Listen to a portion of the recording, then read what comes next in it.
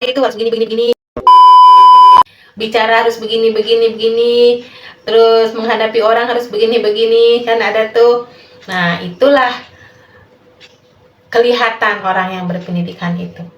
Dan berbedanya dengan orang kurang pendidikan juga pasti kelihatan. Dari situ udah ketahuan kalau pendidikan itu bisa meningkatkan kualitas hidup manusia. Makanya dari sisi apa tuh namanya, dari sisi kemanfaatan udah pasti sangat bermanfaat untuk meningkatkan kualitas itu. Pertanyaannya selanjutnya, dulu kan Mama pernah ngajar jadi guru. Nah, pernah ada kendala atau masalah nggak pas lagi ngajar? Banyak ya, karena kalau di lingkungan sekolah itu, Mama dulu pernah ngajar ya jadi guru. Kendalanya banyak, yaitu yang pertama kita kan menghadapi murid itu berbagai macam karakter, berbagai macam lingkungan, anak dari berbagai macam keluarga. Ada yang keluarga mampu dan tidak mampu, ada keluarga yang perhatian, ada yang keluarga yang cuek, ada yang keluarganya yang strength, disiplin, ada yang keluarganya masa bodoh, leha-leha, terserah, macam-macam. Dan itu sangatlah berpengaruh, atau yang menjadi kendalanya itu adalah bermacam-macam karakter yang menjadi kendala. Tetapi itu harus bisa diatasi oleh seorang guru. Yang keduanya berbagai macam,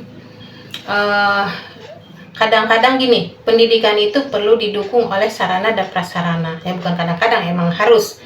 Jadi misalnya nih, sarana dan prasarananya itu satu sekolah untuk membentuk anaknya atau menghasilkan seorang siswa yang berkualitas itu tergantung pada sarana dan prasarananya, juga gurunya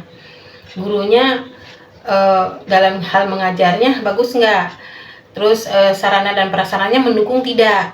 Nah, kalau misalnya contoh kita mau mengajarkan anak bisa berenang, kalau kita tidak ada kolam renang, pasti kan harus ke tempat lain berenang misalnya. Nah, ke tempat lain berenang itu perlu biaya, perlu transportasi, perlu macam-macam. Kalau misalnya orangnya ada biaya, ada tuh bisa lancar lah istilahnya, sama acara berenangnya bisa berlanjut. Tapi kalau misalnya terkendala dengan kendaraan, dengan keuangan, itu nggak bisa. Nah, salah satu kendalanya di situ. Kalau yang lain lagi, misalnya nih, karakter anak kan ada yang rajin, ada yang males. Yang menjadi kendala itu biasanya itu anak yang udah anaknya males, keluarganya kurang mendukung, orang tuanya cuek, sibuk, dan tidak ada yang bisa memotivasi anak itu untuk belajar di rumah. Nah, sehingga akhirnya dia terpuruk dalam pelajarannya, jatuhlah nilai-nilainya, bisa dikatakan dia terbelakang di kelasnya.